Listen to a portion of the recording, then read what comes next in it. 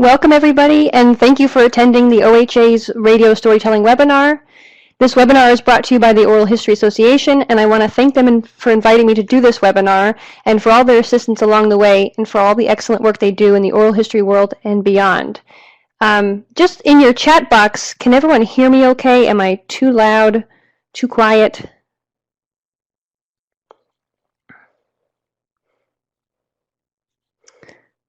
Okay. OHA team members Chris McCusker and Faith Bagley have been instrumental in making this happen. They're also on the line and available for technical issues. My screen looks like a NASA's space shuttle simulator, so I really appreciate their technical assistance. I'm going to talk for the first hour. There's a lot to cover, so please save your questions until the end. Your mics are muted, so you'll use the chat box to submit your questions. I'm really excited to be able to connect with so many folks in this way and to be talking about radio storytelling and engaging with oral historians who are doing this work. Again, my name is Molly Graham. I started my career as a radio documentarian. I trained at the Salt Institute for Documentary Studies in Portland, Maine, which was a 6-month intensive, hands-on, full-time, immersive learning experience. SALT is where I learned to embed myself in a story, record audio like an expert, and capture felt life reporting. Felt life is a term borrowed from Henry James and means the closest kind of understanding of the people we interview. We want to know what their life feels like as we document it. This gives us authenticity and intimacy in reporting. At SALT, I produced an award-winning documentary called Besides Life Here. This was a piece about 2 guys who claimed to be abducted by aliens in Maine's Allagash wilderness.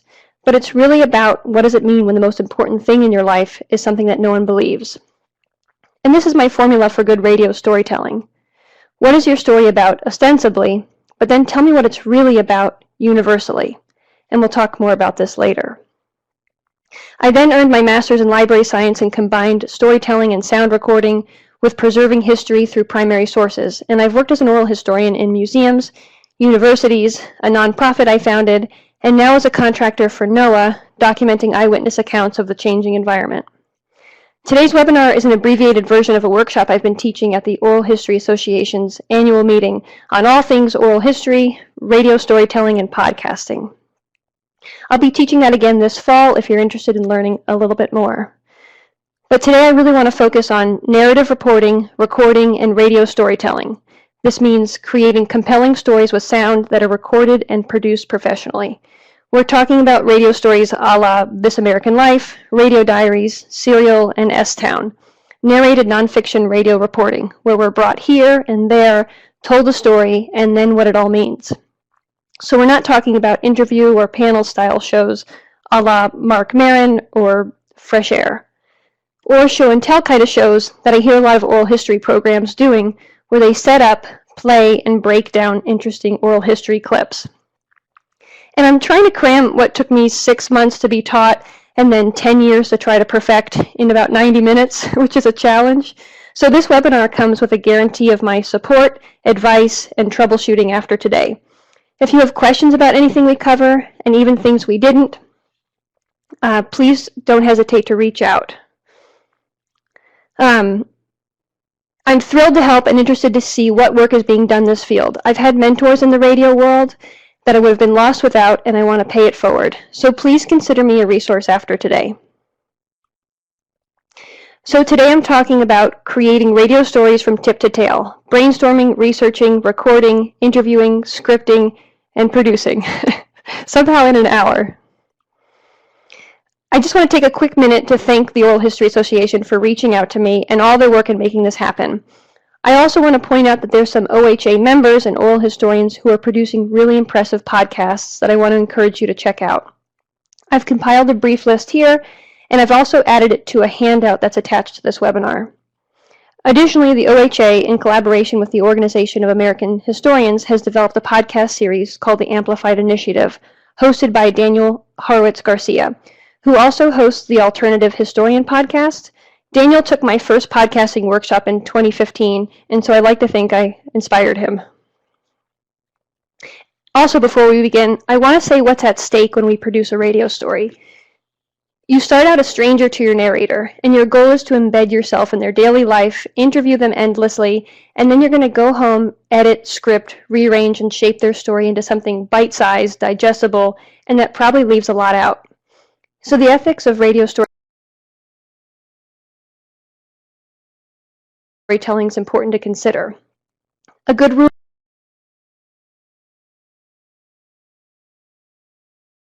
of thumb for producing is your piece may not be the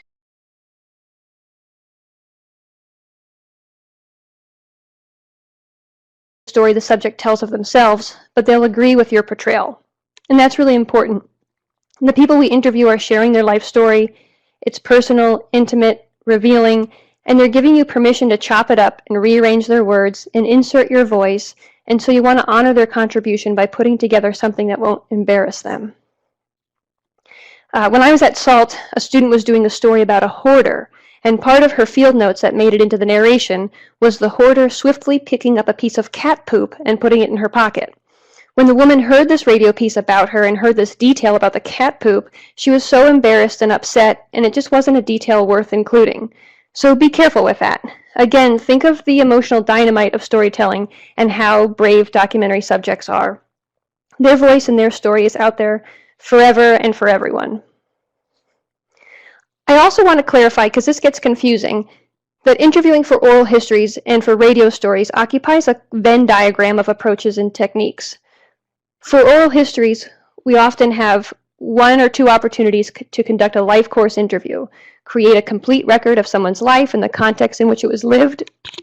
It's a service to the person we're interviewing and their family, but also for future scholars and researchers searching an archive of primary sources. Radio documentaries are done with a story in mind. I start these conversations with, "I'm doing a story about," and I go after that. I don't always conduct life course interviews with my sources. I want them to talk about the topic at hand as much as possible, from as many angles as possible, with lots of action, description, reaction, and reflection. But both approaches require trust and rapport with your interviewee, attention paid to sound quality, and awareness for where these stories end up. It's possible to turn oral histories into radio stories, but you're limited by the scope of an already conducted interview and an interviewer who maybe didn't spend 25 hours exploring one aspect of someone's life and following them around for weeks at a time so that you can use ambient sound, footsteps, car doors slamming as flavor for your radio story. But it's possible, and it's a nice way to give your oral histories longer lives and broader audiences. Interviews are much more flexible and versatile if shared in this way, and it's a great way to get reacquainted with your collection. So my big push in this field is to get oral historians to adopt the standards of public radio, and this means getting good tape up front in the field.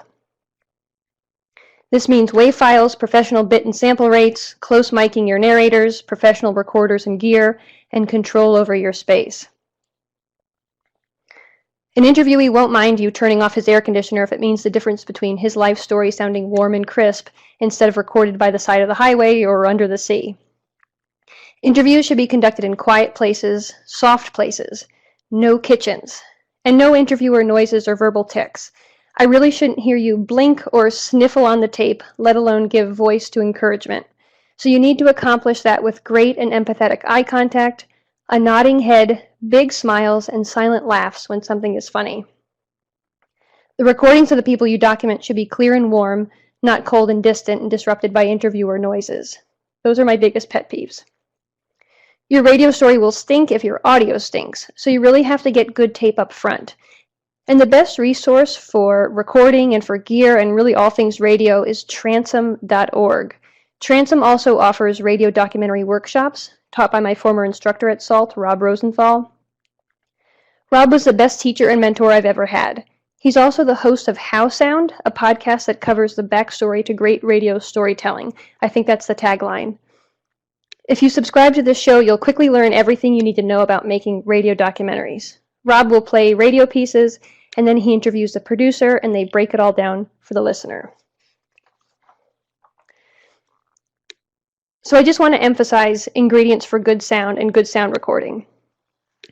When you're recording, you ideally want to be in a small space, a room with as little ambient sound as possible. You want soft, absorptive surfaces.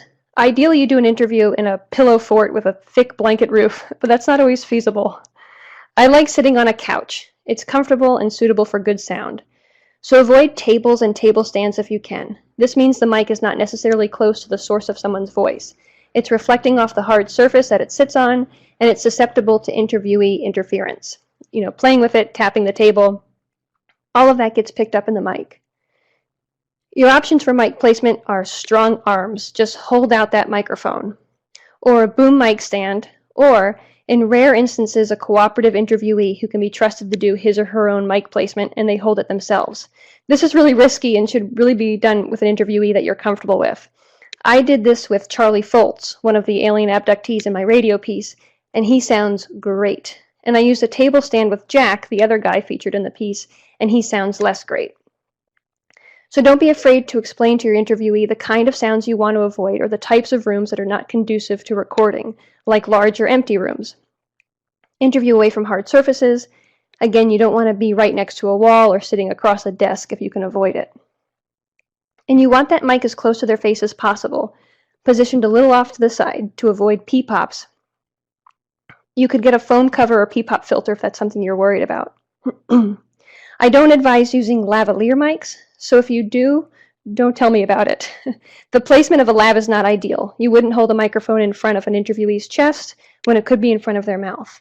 Also, you give up volume control. What if they move their head, which they probably will? And lavs with an omnidirectional pickup will grab all the room sounds, not to mention the constant sound of the mic against someone's clothing. So if you have a fidgety interviewee or an excited interviewee, the whole tape will just be mic handling sounds. And then you can record in stereo or mono as long as your final piece is in stereo, and that means you want to hear it in both channels. And make sure your input gain is in a good range, not too quiet and not too loud. Good digital recorders allow multi-channel processing. This is your mixer, and so you should be doing real-time volume control at the moment of recording. You want to get good sound up front instead of manufacturing your sound during production, which never really works because edited audio can sound edited. You can't boost only the sound you want. If you bring up the voice, it brings up room and ambience. So monitor your gain and your volume as you record. And just to clarify, gain is volume into the recorder adjusted with your input levels, and volume is sound out of the recorder adjusted with the volume up and down knobs. And you want to record in WAV, which is uncompressed like a high-resolution photograph. And it's not the same to record an MP3 and convert to WAV. You're going to do a lot with this audio after it's recorded, and so you don't want to lose quality. So working with a lossless, uncompressed file format is best. Again, oral historians need to adopt the standards of public radio. Our interviews, which can end up in podcasts, need to sound good as much as they need to capture great stories. There's really no excuse for bad tape anymore. Oral history is a capturing of living voices of people in a way that the written word cannot convey. The recording itself is an original historical document, so it's important to record the best quality document that you can. And if it's recorded well, the interview becomes much more flexible as a research tool. It will also be easier to excerpt on websites or radio. It will be easier to transcribe. It also honors the story and memories of the person interviewed to do this as professionally and clearly as possible. People really look forward to receiving a copy of their interview CD and sharing it with others. So this is the record of access, and you want to make it good. So if there's a problem, don't do the interview. If something goes wrong with the recording and you have to tell someone you wasted their time, or the sound quality is crummy, it's embarrassing and time-consuming to redo the interview. The second interview won't be as good as the first, and you'll have lost some credibility with the interviewee. The best equipment is equipment you're comfortable with. You'll want to check, clean, and test all your gear before you go out. I like to preset my levels, fill out all my paperwork, gather information about your interviewee, and pre-record your introduction even if you want. But know that the audio setting will change when you walk into someone's home, so be prepared to make on-the-spot adjustments. And the more professional and relaxed you appear, the more at ease the interviewee will be. So figure out how to inconspicuously monitor your levels, battery power, and time during an interview. You want to make sure everything is recording and running properly, but without your interviewee thinking you're bored or unsure of your equipment. So once in a while during recording, check to see that the timer is counting seconds. so that you know you're recording and not in record pause or stopped. But don't get too involved with your recorder because they'll wonder if there's a problem. And always sound check with headphones, because what your ears hear is often not what the recorder is hearing, or if there's an internal noise interference, a problem with the gear, you'll want to pick up on that. Headphones will help you hear wind noise, mic handling sounds, or other interference. And turn off all cell phones. Don't just turn the volume off. When a cell phone rings, even on silent or vibrate, it will show up on the recording as an interference that you can't erase. So your best piece of tape could be obstructed by a beep, beep, beep sound. And it's fairly affordable to get started. You can probably make do with whatever equipment you have to record oral history interviews, as long as your recordings sound good. And a lot of the same oral history rules apply to radio. The best equipment and software is what you're comfortable with and what you can afford. But if you're using a tape recorder or a crummy handheld, it might be time for an upgrade. You could have the most compelling, entertaining radio story, but people won't stay tuned in if it sounds bad. I get asked a lot about using your phone to record, and I really don't like this. Maybe phone technology has advanced, or maybe the accessory bundles you buy can mitigate some of the serious issues of recording with your phone, but it's just not for me, and I don't recommend it to you. Although I've heard recently from producers I trust that newer iPhones offer professional recording capability, and this makes me nervous, but I'm old school. If you're completely out of other options, I guess you use a phone, but I'd rather not do a radio documentary at all than do one that sounds crummy. There's no gain control on the phone. It's an electronically dirty environment. Again, if you get a call while you're recording, even if the phone is on silent, it will embed this immutable interference into your track. And it will be very frustrating if that happens on your best piece of tape. And you'll hear this later if we have time. I'm going to play you my radio documentary, and my best piece of tape is covered up by my interviewee's wife giggling a little bit, and it drives me crazy. It's the climax of my story, and I just should have been more assertive about insisting we do the interview one-on-one. And the same goes for recording directly into your computer. I don't like this either. Phone interviews and computer interviews are just not sonically or psychologically ideal. You really need an interface, a mixer, and eye contact, and you need control over your gain. The computer's recording will not sound as good as your digital recorder. So interviewing in person is best. If you can't be in the same place, next best is a tape sync. That means hiring a producer to record the interviewee's side of the conversation to pair with your audio recorded on your end. That's what they do for Fresh Air and programs like that. If that's not economically feasible, you can send your recorder to your interviewee. I've done this before. You instruct them on use, have them record the conversation in their space, and then send back the recorder. That's complicated. Another alternative is a program like Zencastr or Uber Conference. They're tools for remote interview recording. Each guest is sent a link and recorded locally from their computer, and then the host receives a separate track for each guest. Another program that NPR reporters use is the Report IT Enterprise Edition app. It's free, and I've heard good things. And I should say that we're just talking about audio only today. I have not worked in film, and it's just not my thing. But what I use is my Zoom H5n. This is my digital field recorder. This is also an interface, how you control gain. I have to update the mics. I just recently got two Shure PGA 48 XLR mics. I've graduated from the SM58s. The PGA mics are designed for speech and have a cardioid polar pattern, which picks up audio ideally just from the source while rejecting ambient or room sounds. And they're cheap and durable. They're like the Nalgene of microphones. And then I have two XLR cables to connect them to my gear. And I always use professional headphones. Don't leave home without headphones. Don't record without headphones. Because again, your headphone ears hear differently than your naked ears. And then I usually do all my editing in Hindenburg Journalist on my Mac. And I want to talk about gear and recording technique all day and night, but I don't have time today. Again, Transom is a great resource. Also, places like Guitar Center and B&H have great salespeople and return policies. So try stuff out. Remember that you're going for warm, immediate sound. You want to hear just the voice, not the room the voice is in. So see what works best for you. And again, if it sounds good in headphones, it's going to sound good on the radio. And I really think as oral historians who produce radio stories, we should all decide what audio software suite we like and want to use. It's very hard to teach editing because each program is so different, and what you use depends on preference, operating system, budget, and experience. Each program has very different functionality and sophistication. Hopefully, as oral historians, you're familiar with some software suites and have found one that suits your editing needs. Basic is fine, but I like to work with software that has multi-track functionality so that different voices and sounds can live on different tracks. You're going to do different things to those tracks, and you can underlay one track over or under another. Ultimately, like recording gear, you want to use software that's intuitive, familiar, and affordable. It's no good to purchase Pro Tools, which isn't cheap, and then pull your hair out trying to figure out how to use it.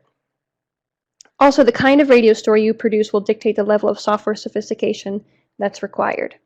But my recommendation is Hindenburg. Hindenburg was made by radio producers for radio producers. It's easy, affordable, and intuitive. And it has lots of built-in capacities specifically for podcasters. It stores metadata for individual tracks. When you have your final product, there are options to export it to whatever host site or platform you're using to publish your piece. And you can import and record from multiple sources without reconfiguring all the audio individually because it performs automatic leveling upon import. There's free trial versions for almost all the software, including Pro Tools and Hindenburg. So see what works for you, try things out, see what works for your fingers, your budget, and your story.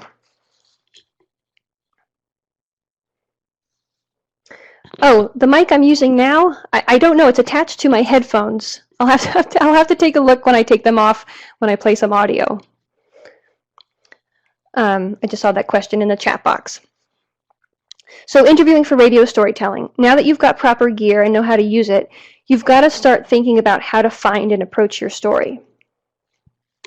For narrative reporting, the technique is similar to oral history interviewing. The difference is you have a story in mind, and you go into the interview knowing you need your subject to say certain things and describe in detail with lots of reflection certain key moments. When I do interviews for radio stories, I don't always do full life course interviews. I don't always get family history, grandparents' migration stories, how their parents met, etc., unless it was relevant to the story I want to tell. You may need to go back for follow-up interviews as you draft your story and do production and realize you need your source to say more about something. Often the story changes as the production process unfolds.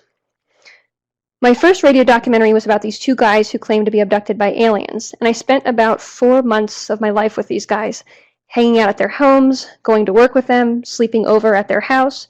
Charlie even proposed to me at one point. I was really embedded. I took almost 50 hours of recorded tape, and I whittled it into an 8-minute documentary, which was considered too long at the time. This was before podcasts were popular, and we needed to stick to the public radio clock. And this isn't easy to do. I recorded Jack and Charlie as they went about their day, and I needed to know what their life was like, but I also needed them to tell me the story. What happened next, what happened after that, and what it all means. So I did hours and hours of interviews about that trip to the Allagash, the UFO sighting, everything leading up to it and following it, but what started to become interesting was the impact this sighting had on them, how it changed them, their work, their families, and how people treated them. And so I would go back to get them to describe these impacts, how they changed. And to do this, you need to find good narrative runs. Ask your subject what their schedule is like for the next week or 2 or 3. Find something compelling or revealing. Think to yourself, what else could this story be about beyond the stated subject? I think my story would have been a lot less interesting if it was just, these guys were abducted by aliens. Isn't that crazy? But it was more about, what does it mean when the most important thing in your life is something that no one believes? And sometimes you don't know what the subject is until you get onto the site and see things starting to happen. I went to do a story once on a woman who was addicted to tanning. She was sort of the original tan mom. But the piece ended up being about her custody battle for her child. Tanning was just one of many addictions she was battling, and so the story changed. So for these kinds of interviews, you go in with a sort of plan that you're prepared to change and abandon as you do your reporting. There's one radio story I love that came out of SALT about swingers in Maine. And the piece started as a sort of expose on the swinging scene in rural Maine, but then it became about one woman's journey in finding and being herself. And the swinging became background, secondary, and the story was so much better as a result. So you need a hook, something for the audience to hold on to and relate to. And for these interviews, you want to ask questions that are going to elicit emotional reactions or illustrate a story. You have to get them to talk in complete sentences so that it makes sense in production. You're probably not going to include your own interviewing in the piece, you asking the questions. I mean, you may, but your role will be eventually as a narrator of the radio story, and sometimes it's hard to explain, here I am the narrator, but here I am in the field, slightly off mic, asking questions. But you can do that. Ira Glass is great at incorporating narration and then his own field reporting in pieces.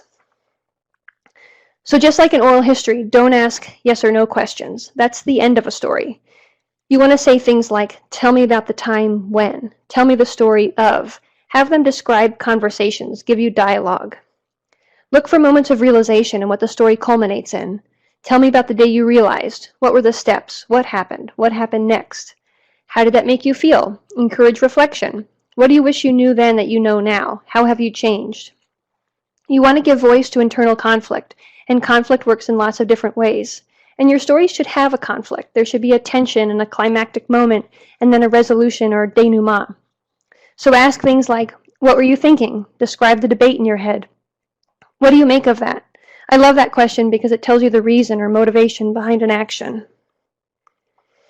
So just like with oral history, doing your homework, doing thorough research, and showing up prepared is critical. This puts your interviewee at ease and makes them feel like you care and their perspective is important.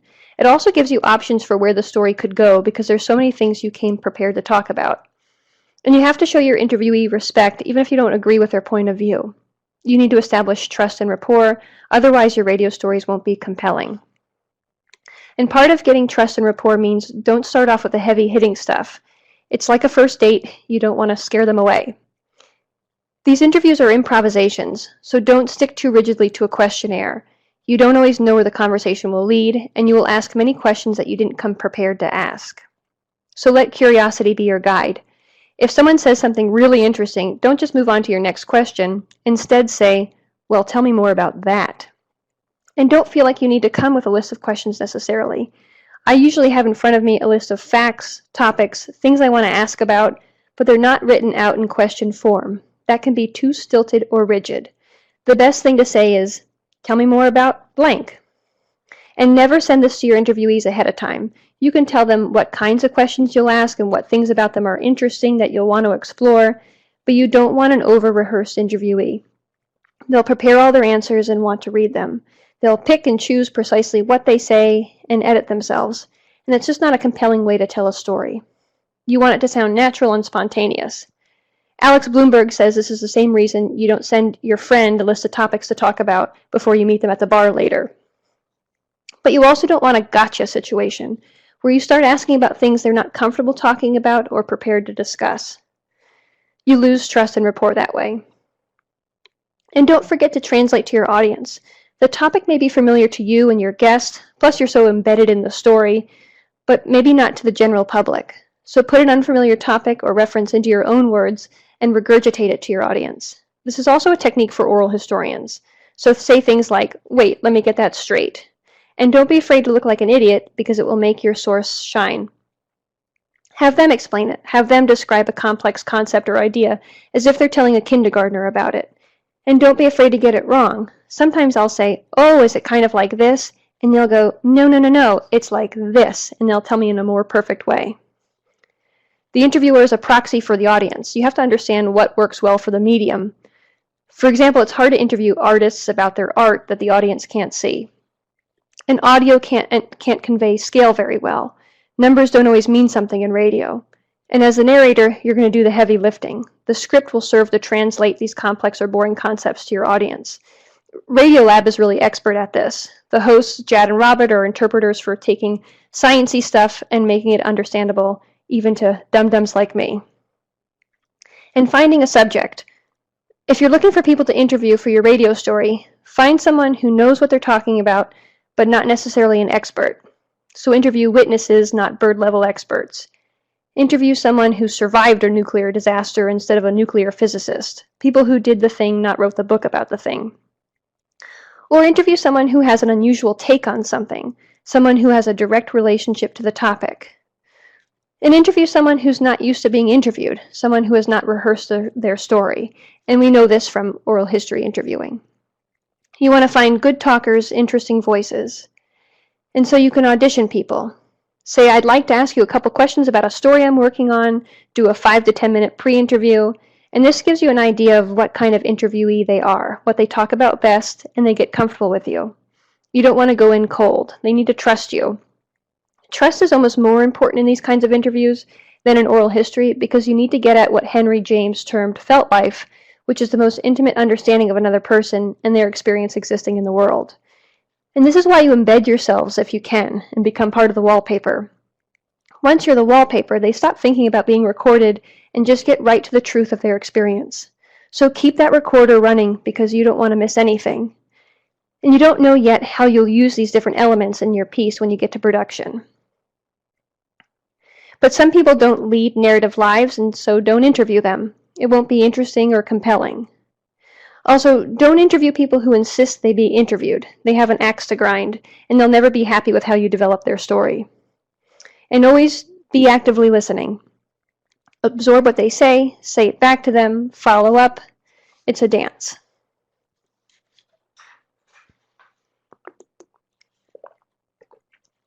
So if you're going to get serious about radio reporting, please read anything Mark Kramer has written about narrative reporting. His book, Telling True Stories, will be a really handy guide. He talks about felt life in his work, and I love how he describes what it means. He says, and you can see this on your screen, for narrative reporting, you want felt life level access, but this is difficult to come by. Good access takes charm and guts, and you will be taken at the level of sophistication that you bring to the subject. If you're completely naive and gawky, you will be treated to the PR version of the subject. So you want to do a fair amount of homework beforehand, and you want to place yourself situationally in a way that can serve your reporting purposes. I went into my radio documentary about alien abductees skeptical of the veracity of their account, but never made that doubt apparent. And quickly it didn't matter whether or not their story was true, because this experience was their truth, their reality, and that's what I was there to capture. Kramer also talks about finding the right scene details and doing sensory reporting. This is really important. Sight, sound, smell, touch, and taste will allow you to set strong scenes in your radio piece. I always record field notes during the interview and then my reflections into my recorder on the way home, and this becomes your story flavor. I mentioned the radio piece about the swingers earlier, and one of the details the narrator gives us is at one of the swinging parties there's a crock pot full of meatballs, and I just love that detail. When you go to write your script, you'll want to use these details. They really help paint the picture, make this feel real and intimate, and it gets you closer to that felt life feeling. And you want to find the emotionality for your subjects, not for you. Your story should depict how your source feels, not how you feel. Just like in oral history, you are the midwife to their life story. How you feel doesn't really matter, or just isn't the point. And Kramer talks about finding or crystallizing the point, the destination.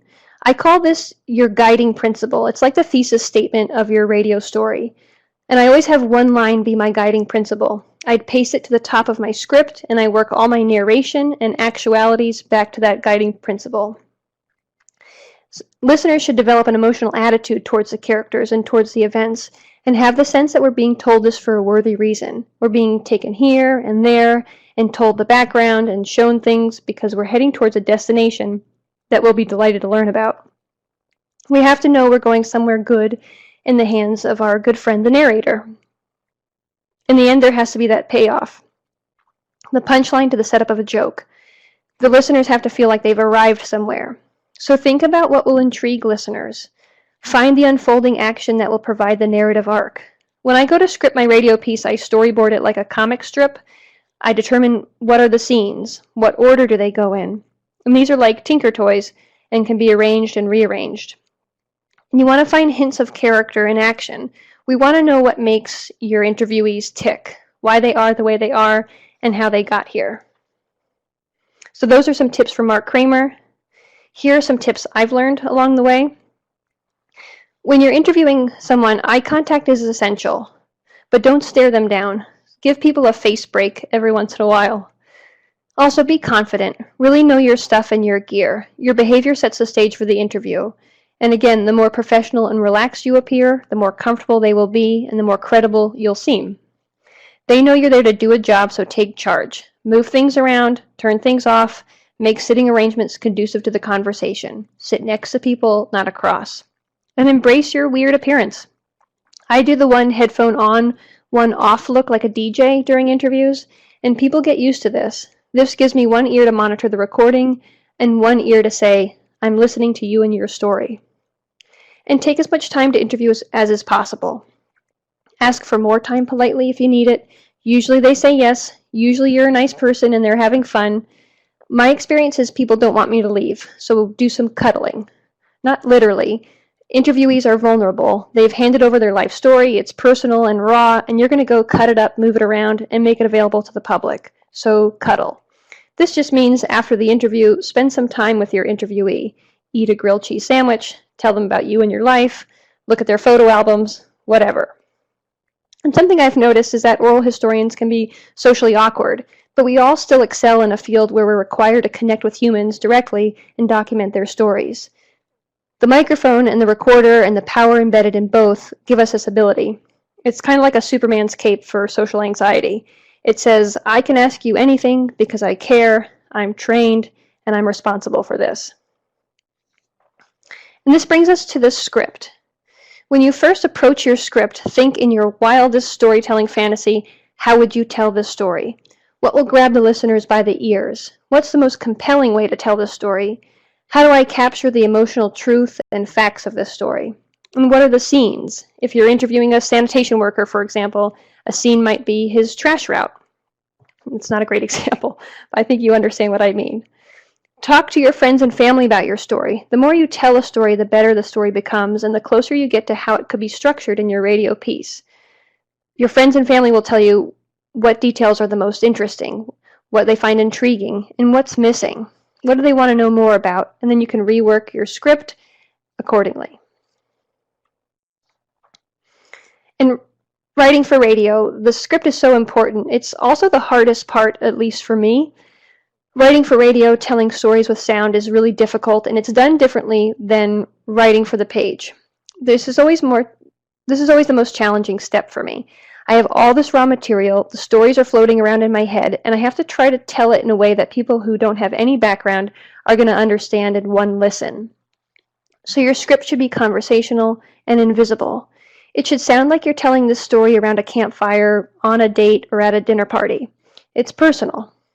It's as if you're telling the story to one person instead of the millions of listeners I'm sure you'll get. The script should be talked or performed, not read. So be warm, be yourself. I like to bring a friend in when I record narration and tell them my script, instead of sitting by yourself in a room reading from a page. This helps your listeners get to know you and feel engaged, like they're one of your friends at the dinner party. You want to script how you talk. When I script my monologue or narration before I write anything down, I like to say the story out loud into my recorder. This is how I would tell my friends about the story. I sum it up, I say it simply, and then I listen back, fine-tune, add details, rearrange, simplify, and this becomes my script eventually. And it should sound like you. How you talk, the way you talk. A little secret, Ira Glass scripts his ums, ers, likes, and false starts so that it sounds like his natural speech, style, and pattern. And unlike in print writing, radio listeners don't want to rewind and can't linger over a complicated phrase, so it has to be clear the first time. You're writing for the ear, not the eye, and the story goes by at the speed of sound. And this next tip I want to credit Rob Rosenthal with. He says to do this, act like you're getting paid per period. Shorter sentences are easier to absorb as a listener, and they're easier to narrate as a producer. It makes a piece clearer, fast-paced, and engaging. Bad radio writing means your audience can get lost. You only have a few minutes to introduce character, plots, and ideas. Your script has to be simple and do all the describing because there's no visuals to reinforce your words. So write in short sentences, even sentence fragments. The writing can be very informal. You're not writing an academic paper or trying to impress a professor.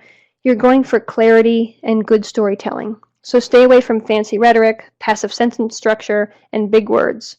Listeners just don't have time to open up a dictionary while they're listening, and the language should be clear and direct. Meaning needs to be conveyed instantly. Put your personal style into the script. You want to exude your own warmth and passion for the topic.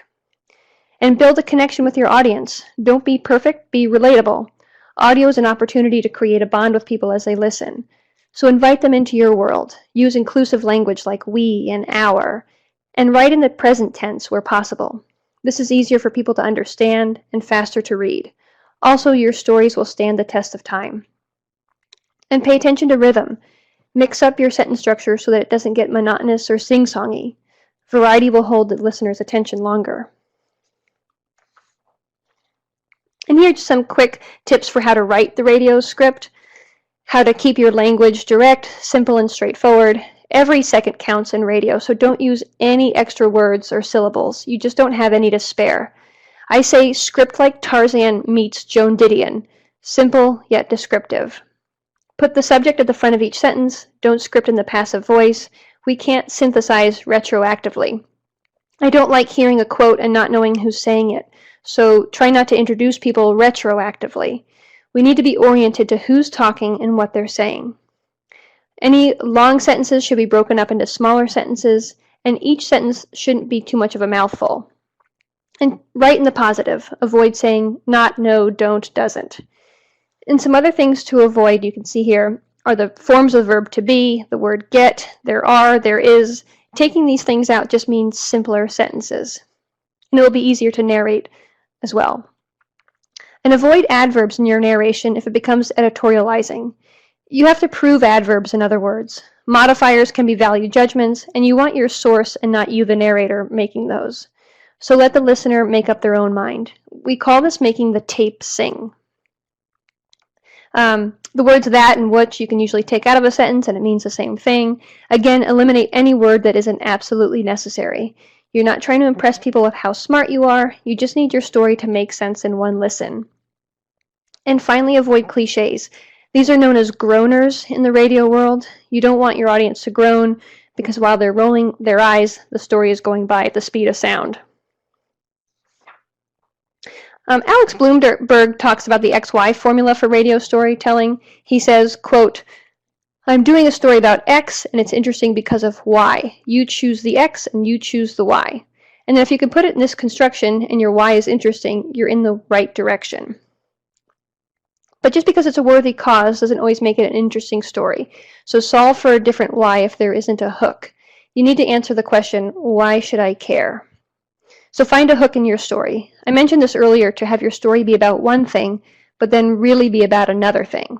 Tell me what your story is about ostensibly, and then tell me what it's really about universally. And that needs to be something we can all relate to. Hopefully, if we have time to listen to my radio piece, you can find common ground with even alien abductees. And don't say anything as a narrator that your tape says. Theirs is the voice we want to hear. Narration should just serve to fill in what's missing. You write around your sound, the actualities. The tape, the sound bites are the most important part of your story. And your writing should just bridge those gaps. So my process is, I conduct all the interviews. I storyboard my piece and determine the scenes. I think roughly how to tell the story.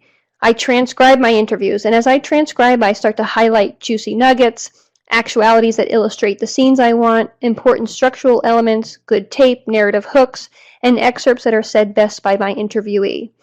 I also grab cool sounds and ambience to pair with sequence of actions. If I say, Bob went to the laundromat, maybe I'll have a sound of a spin cycle to cue you to the scene. And I timestamp my transcript so it's easier to go back and grab this audio when I need it. And I think about, what is a sequence of events? And this doesn't have to be chronological. I keep the guiding principle and my thesis statement in mind, and then I print and cut these highlighted sections like I'm crafting a ransom letter, and I storyboard the excerpts on my living room floor.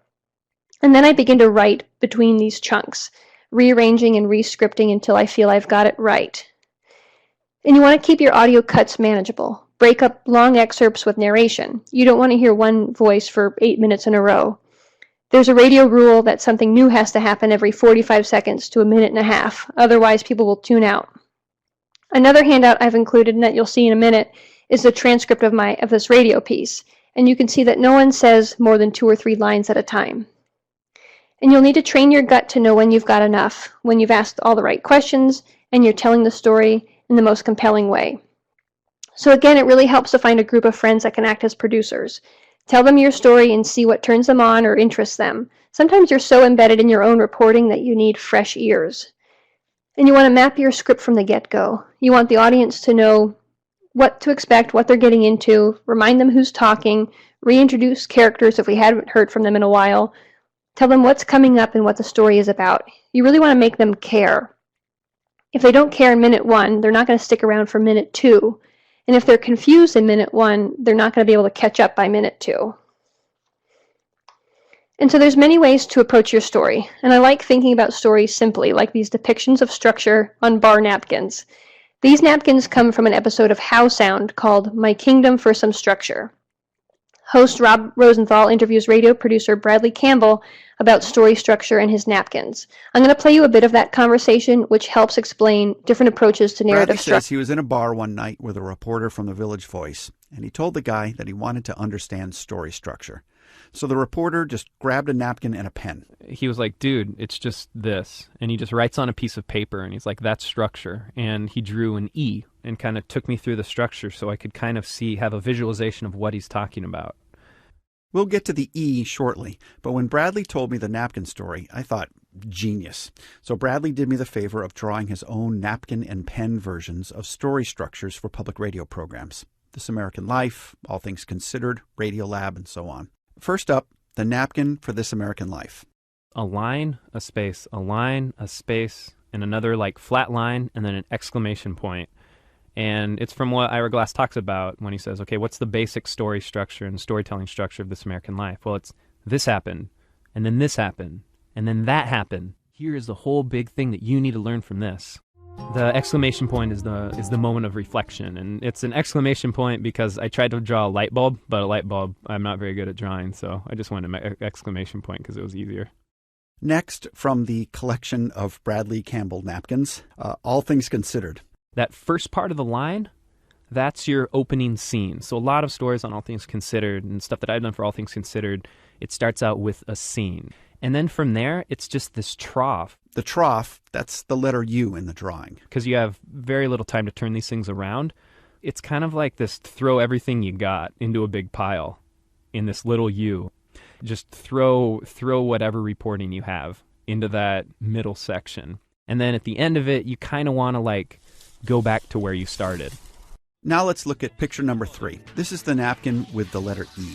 Bradley labeled it Transom for the Transom Story Workshop where I teach, and I learned about it from Bradley when he was a student of mine a bunch of years ago.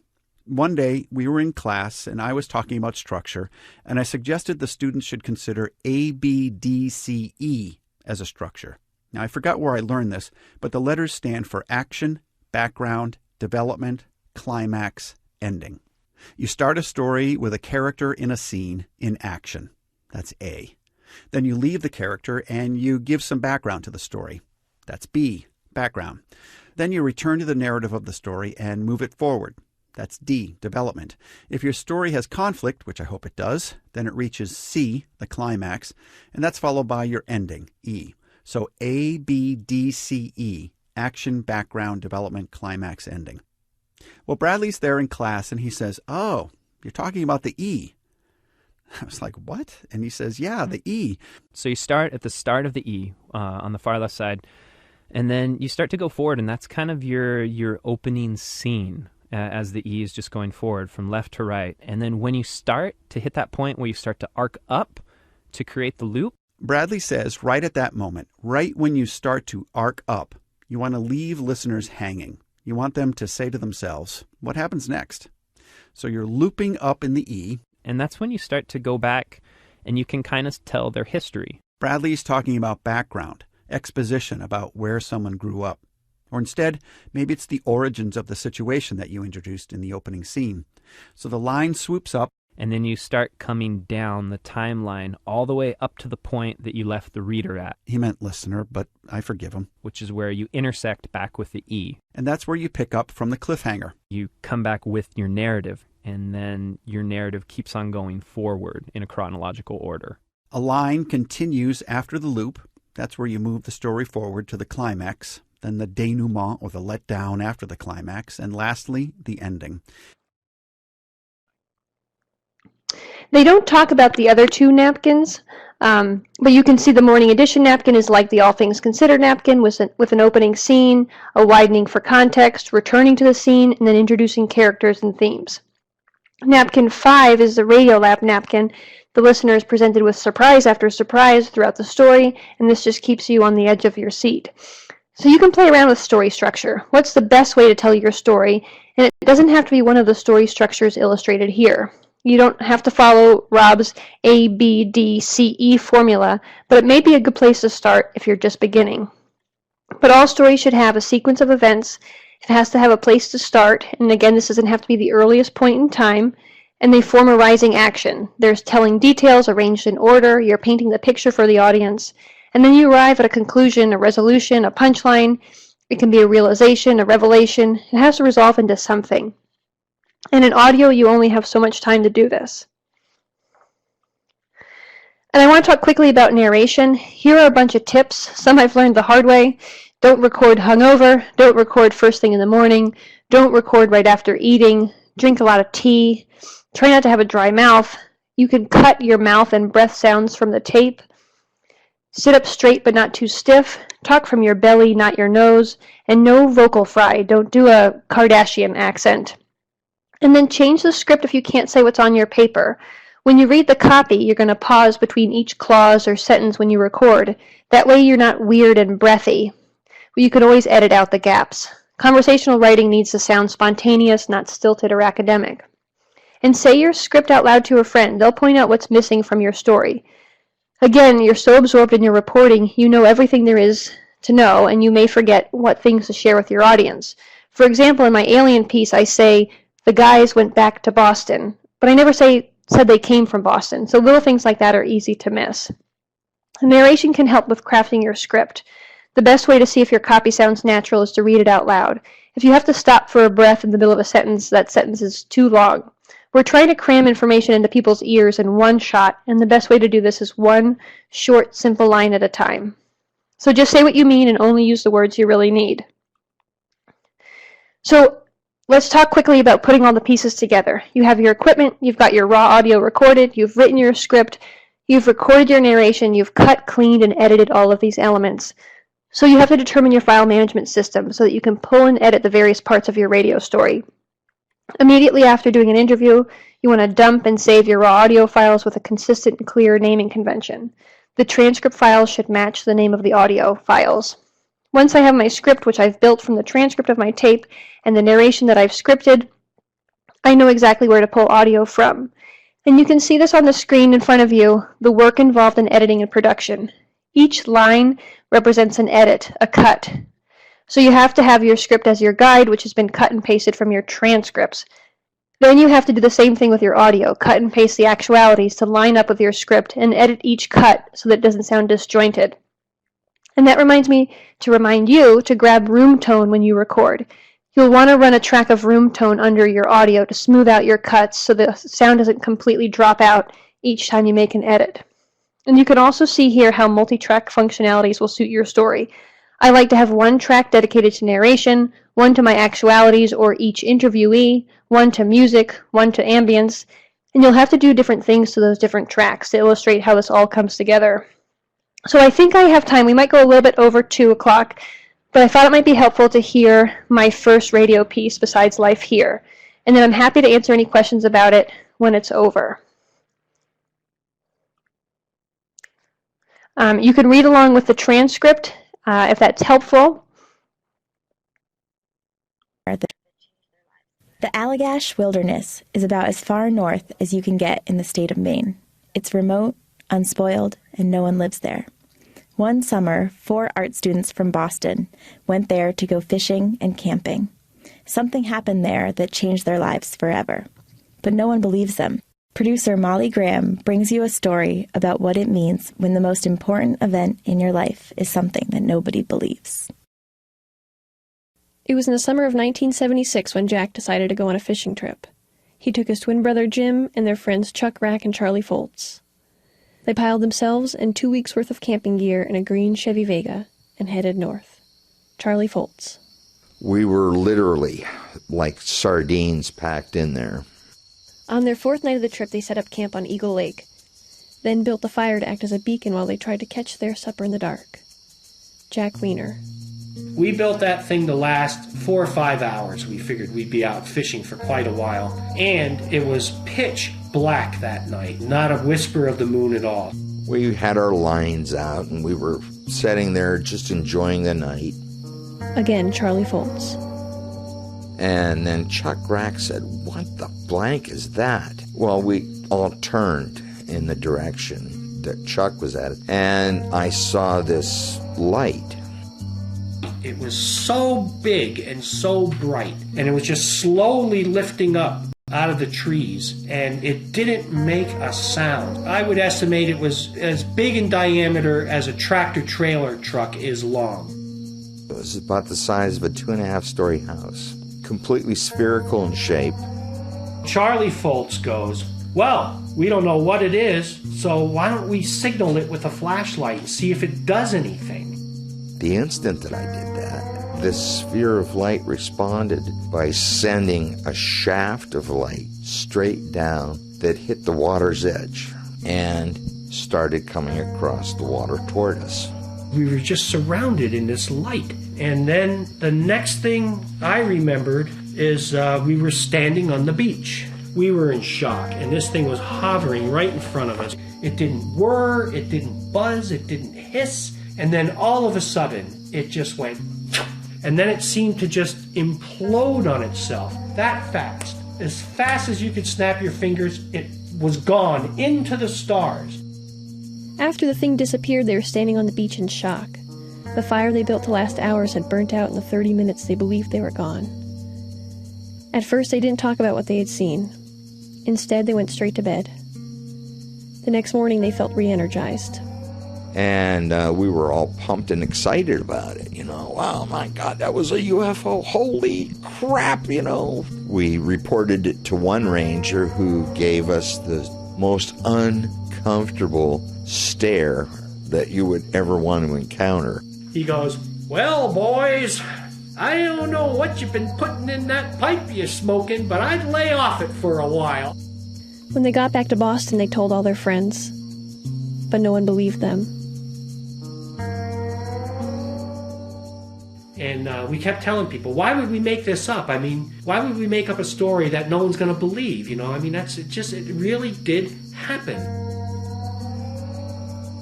Eventually, they stopped telling people because no one believed them. They clammed up and went on with their lives. They graduated from college, got married, and found jobs.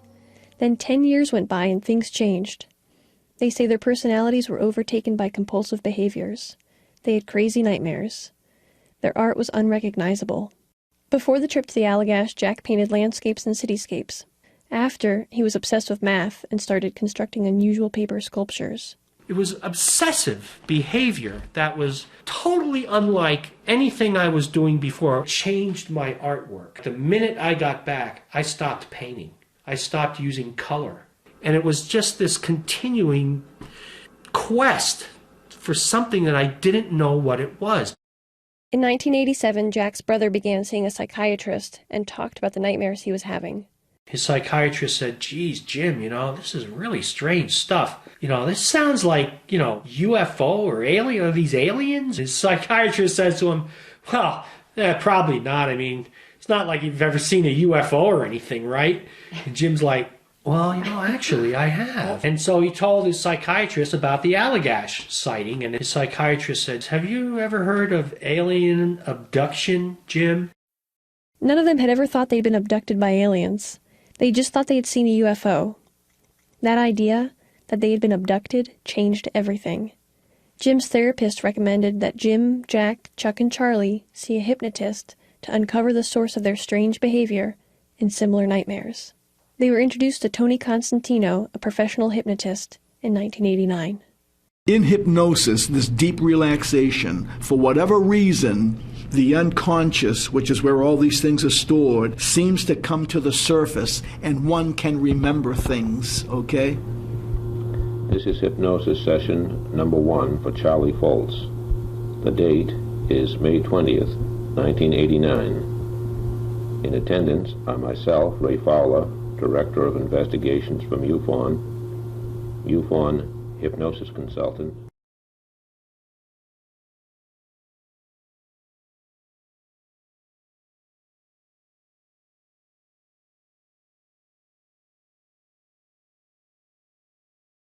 Tony Constantino.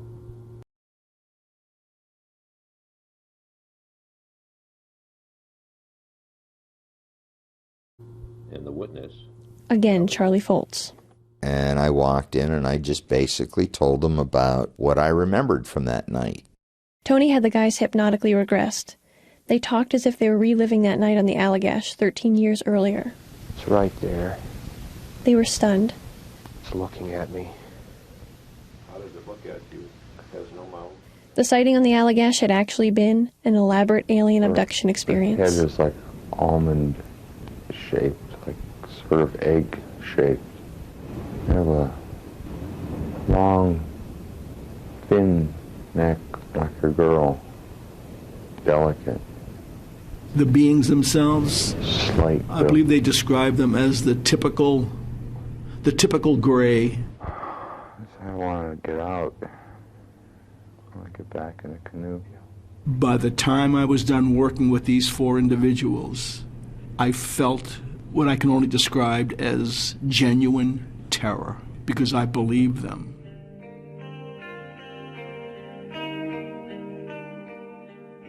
After hypnosis, they had an explanation for their strange dreams and bizarre behavior, but their story had changed. They hadn't just seen something in the sky, they were abducted by it. The hypnosis was proof to them that this was real, so they started telling people again. And although the story changed, the reaction didn't. A lot of people do think you're nuts, when you tell them this, and people will just say, stay away from my kids, or, I don't want you around my kids, or you're crazy, or you're delusional, or, what have you been smoking, or whatever, 20 years later, the abduction is still a big deal. And although they are shunned by many, they have achieved international notoriety as the Allagash 4. A book has been written about their experience. They've been on Unsolved Mysteries and The Joan Rivers Show. They found a community of believers and other abductees. And Jack says he's still visited by aliens. Jack and Charlie say they're like Galileo. When he first said the Earth revolved around the sun, no one believed him. We do not live on a flat world. We do not have the sun revolving around us. And these were all... Okay. If you didn't get to hear that for whatever reason, you can find it online. I host it on prx.org, that's Public Radio Exchange, and I really like to put my stuff here. It's where your work can be discovered, bought, and licensed. And here's a list of just some other hosting sites. I like Anchor. It's a one-stop distribution shop for your podcast or radio story, and it will send your piece lots of places, including iTunes, and it also does the validation process for you. I'm not talking today about sponsorship, but the reason we podcast as oral historians is not just to get people to listen to the podcast, but lead them to our sites, our collections, and the voices in it. It's a way of doing outreach, not necessarily becoming internet famous. And finally, you need to really love to do this, otherwise it's going to feel like a grind. You need to do this whether you're getting paid or not, and chances are you won't make a living doing this. Radio documentary is why I went to grad school to become a librarian. I needed a day job. So my best advice is to listen to podcasts you like and do what they're doing. As you listen, think about what goes into what you're hearing. The interviewer's technique, how the recording sounds, can you tell what kind of room they're recording in, where the mic is placed, and think about how the script looks on paper.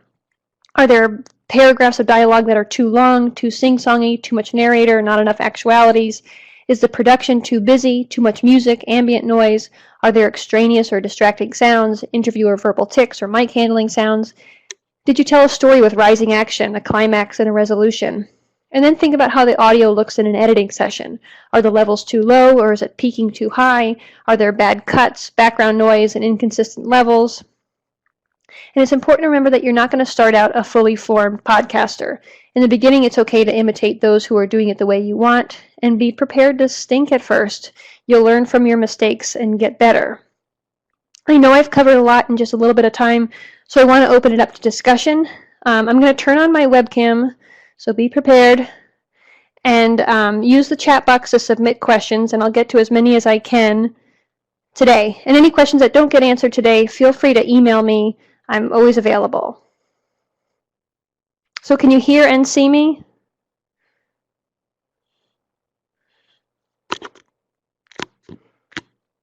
Okay.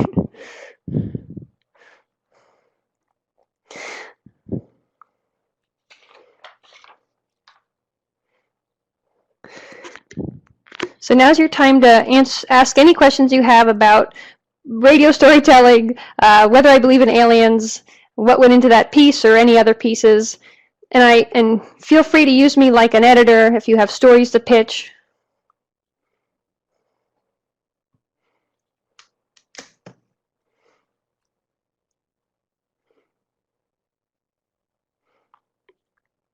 Do I have a recommendation for an editing processing service that can help with the tech side of things? There's a SALT listserv. Also, AIR, A-I-R, has a listserv for lots of folks in the gig economy who are looking to be hired to do tape syncs, production, and if you had a bunch of audio and transcripts, I'm sure you could reach out to that listserv and say, please produce this for me. But not a service in mind. Usually producers like to produce their own materials.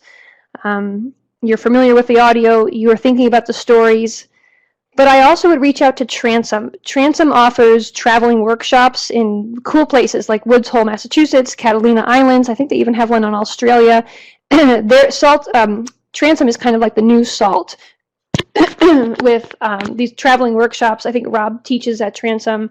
And so those might be good opportunities, too, to learn a little bit more. I really only had an hour with you, so I can't cover everything. I think you will get the PowerPoint. Yep. Oh, a question about RSS feeds. Do you suggest putting a feed on our own website or just leaving it to a distribution service? You can do all of the above, and that's kind of why I like Anchor. You load your podcast, your radio story, and you set a distribution schedule, and you select where and when you want it to go. It creates the RSS feed for you. That was something I could never figure out myself. And I also like that it sends your podcast to iTunes and does the whole validation process for you. Previously, you would submit your RSS feed to iTunes, and then I don't know if it's just some guy in a basement somewhere approving material and content, but it would take up to a couple weeks to get back. But Anchor does it for you. How are your consent permissions different than oral histories, as per usual? They're really not too different. In terms of the content of the release, they understand that this is going to be used for broadcasting. The idea is not that these are ending up in an archive, so the conversation is often different. They know I'm a reporter doing a story, and the idea is that it's going to be public.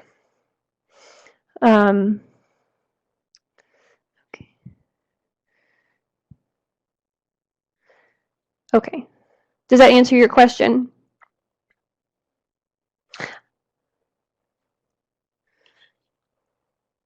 But yes, every time you do an interview, you need a release form signed.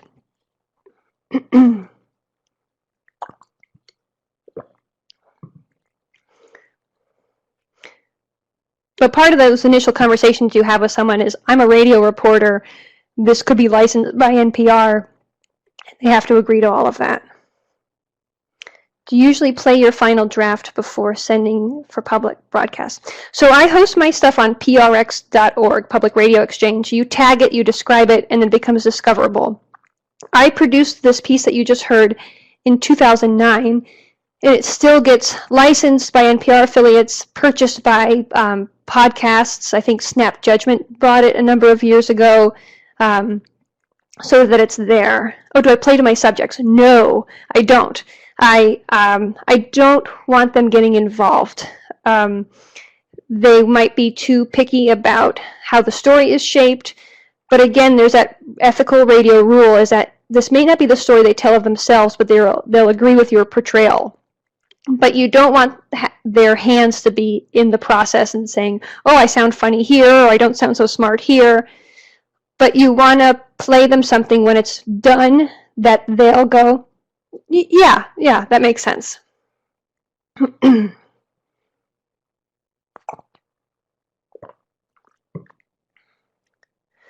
I talk about embedding myself with the interviewees before they become comfortable to reveal their felt life. Have you ever had an interviewees regret how much they've revealed after the fact, almost feeling uncomfortable? No, because I think there's so many fail-safes before these conversations start happening that they understand what's at stake. They understand where this is going. And I have an ethical obligation to the people I interview to not embarrass them. So if there was anything they said in an interview where they said, well, I really don't want this to be part of your story, then I would stop the story, I would take that detail out, and no one needs to know. Oh, non-narrated stories. I applaud non-narrated stories. I've never been able to figure out how to do that. And you really need your interviews to be so thorough, and you need to anticipate what the tape needs to say, because you won't be able to say it in production. One of my favorite non-narrated pieces is called Just Another Fish Story by Molly Menschel. You can find that, excuse me, you can find that on YouTube or the Salt Story Archive, and it's about a whale that washed up in Lubec, Maine, and the town's reaction to it. And it's a really good example of the storytelling formula I talk about. What is your story about ostensibly, but then what is it really about? So the story ostensibly is about a whale washing up on shore in Lubec, Maine, which is in the poorest county of Maine. But then it's really about, what does this whale mean? And people start talking about their relationship with death, with nature, living in small town Maine, and how we all kind of deal with being on Earth. I'm just going to take a drink of water because I'm losing my voice.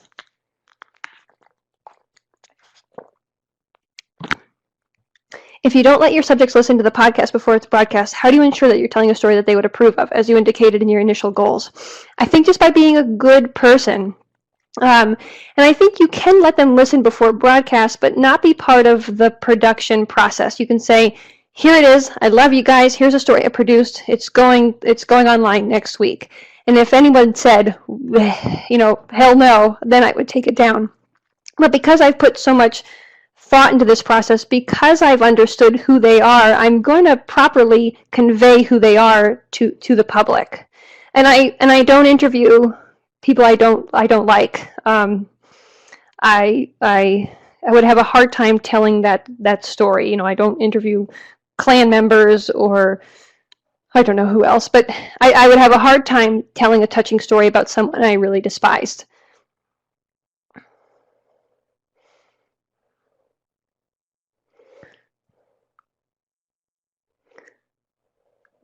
Yes, that's the idea, is that, to me, this is really for the people I interview and their families. This is a way to understand a slice of their life and make it available for the general public.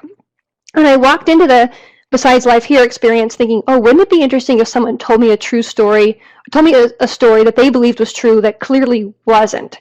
And I hate to admit this in a recorded format, but after 4 months of reporting, I'm convinced Jack and Charlie were abducted by aliens and that aliens are real. So...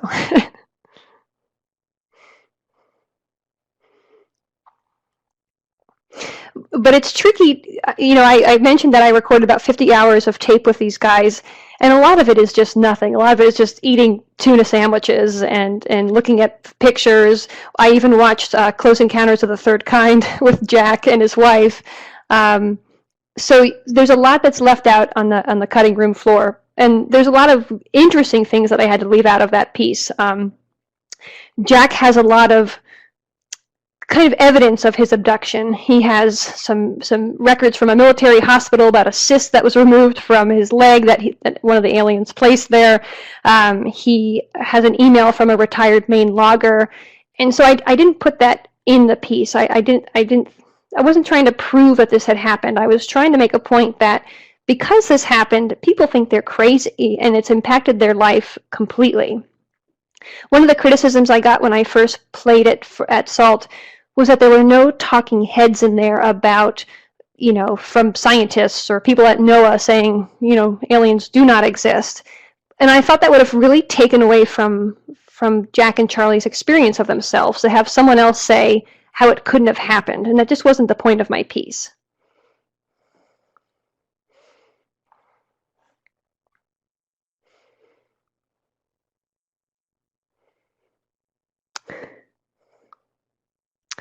Oh, okay. So someone's asking about using podcasts as a pedagogical tool in classes. And I taught at Rutgers for 4 years. I was the assistant director of the Rutgers Oral History Archives, and I taught Introduction to Oral History when I was at Rutgers. And part of what the students were assigned to do as a final project was produce a podcast. They would pick a topic, find materials in our archive, pull audio from interviews that were relevant, and script, narrate, and produce a podcast. And it was really tricky because these were previously recorded interviews with radio not in mind. So a lot of interview were verbal tics, not great sound quality, and not enough asking, what was that really like? So not enough of that felt life material. But I think it's a great thing to do, especially in the classroom, because there's so many things students need to do along the way. They need to learn to do research using primary sources. They can do their own interviews. And then they can start to think about, well, what's a story I can pull out of this person? So then there's writing, and there's critical thinking, and there's storytelling, and then there's the technical stuff. How do I record myself? How do I grab this audio from the archives and piece together a radio story? So I think it's possible, but you're right, it's difficult time-wise. So those are more podcast light. You're not going to interview the hypnotist. You're not going to get to interview Jack and Charlie multiple times. So they can be kind of more slice of life interviews or podcasts. One good model is from my nonprofit organization, Oral History and Folklife Research. For every interview we've done, we've also produced a podcast. It's not as involved. You're not hearing from as many talking heads. You don't have, there's no music. It's just not as deep, I guess, as Besides Life Here, what you just heard. But it's a way to distribute these podcasts, these radio stories, and connect people back to the program and the archive. So I would encourage you to check those out. We've done podcasts for 2 large projects we did. One documenting the 25th anniversary of the Americans with Disabilities Act. That's called the ADA at 25. And the other is Immigrant Voices. So for each person we interview, we have their full interview, audio and transcript, and an accompanying podcast. Let's see. Okay, good.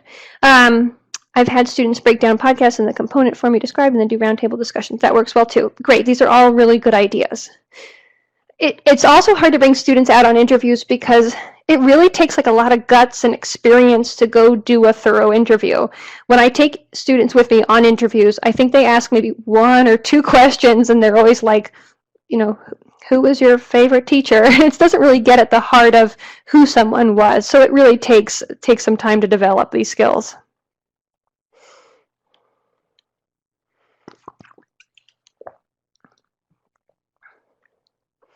Oh, someone had asked about my headphones. I'm going to take them off real quick. These are VTIN. It's actually a company I've not heard of.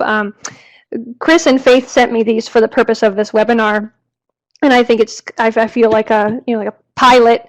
And if I sound good, then these are good. Linda's asking about historical narratives, first-person accounts of some past event drawn from existing interviews. Right. This is always tricky because you're dealing with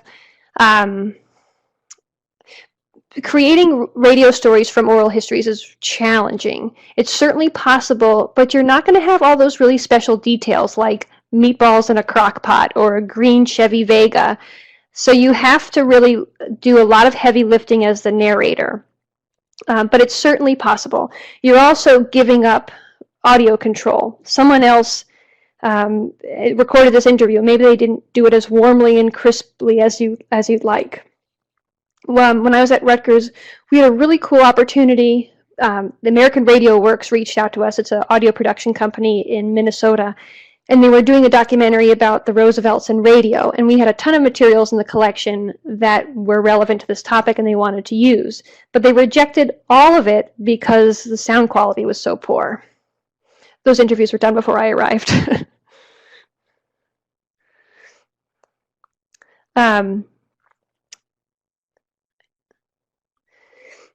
Yeah, so you just want to have control over your audio. You want to be familiar with it. But yes, I love the way you put that. A case can be made that old sound could have its own compelling quality. And I was really lucky when I was doing this radio story. At some point, a guy named Ray Fowler, who had spent his whole life investigating the story of the Allagash, they're actually the Allagash 4, but I only interviewed 2 of them. And he said, "Molly, I have the original hypnosis tapes. Would you like to hear those?"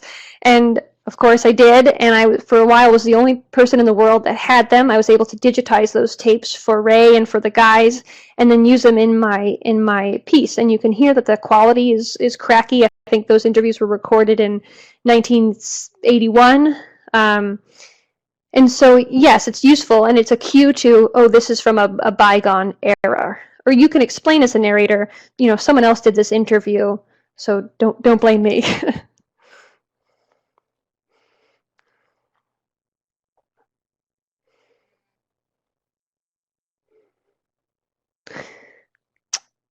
How would you deal with translation if you wish to incorporate original spoken language? That would be a budget and a talent issue. I don't speak a second language, and so those are just not interviews I have done. When I did the ADA project, we hired interpreters to do some interviews, and that helps. But I think if your audience is English speaking, it helps to have English-speaking sources, or you overlay the translation on top of it. You can hear that on NPR where someone starts to talk in another language, and then you hear another voice come on top with the English translation. So that would, if you can afford that, if you have that ability, then take advantage. But again, you'd have to do multi-track functionality, so you have the voice we want to hear, even though we don't understand it, with the translation on top. How much did your abduction story cost to produce, counting your time also? Well, I was a student at SALT, so this was my homework. I was also a full-time waitress at the time, so it really occupied any second that I wasn't, delivering steaks to people. Jack was in Vermont, and Charlie was in Dorchester, Massachusetts, so it cost quite a bit in, gas, and not lodging, because I became friends with these folks and eventually would just stay at their place.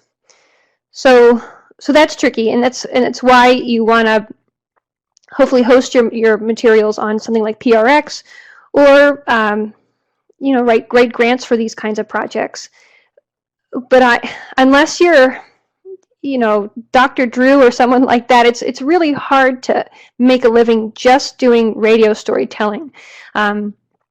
It's more easy if you're hired by AIR or NPR or This American Life, something like that. But it also helps if you can build up your resume of stories and have a bunch to point to. So I'm not sure I answered your question exactly, because it was a long time ago, about 10 years ago, and I was a student at the time. We just have about 5 more minutes, so if there's any other questions.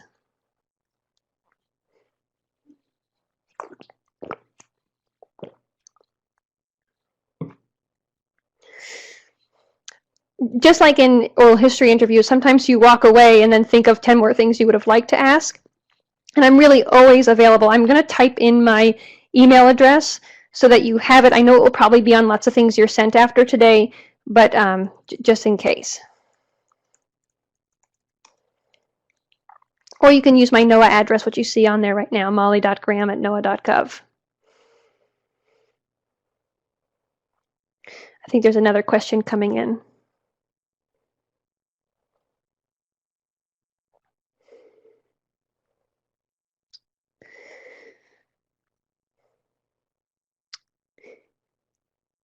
Oh, I'm glad you're enjoying this. It is sometimes hard to explain the difference between doing radio stories and doing oral history interviews. And sometimes the two overlap. You can take oral histories and turn it into a radio story, or you can really do both and just absorb the two different techniques. But they serve different purposes. But I like our model at Oral History and Folklife Research of doing interviews and turning them into sort of light radio stories. Okay, good.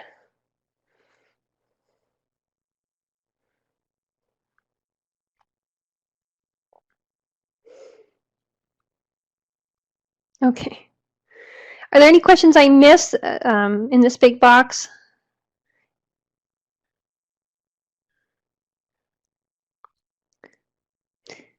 I also want to say you don't have to spend 4 months of your life, living with someone to tell a radio story.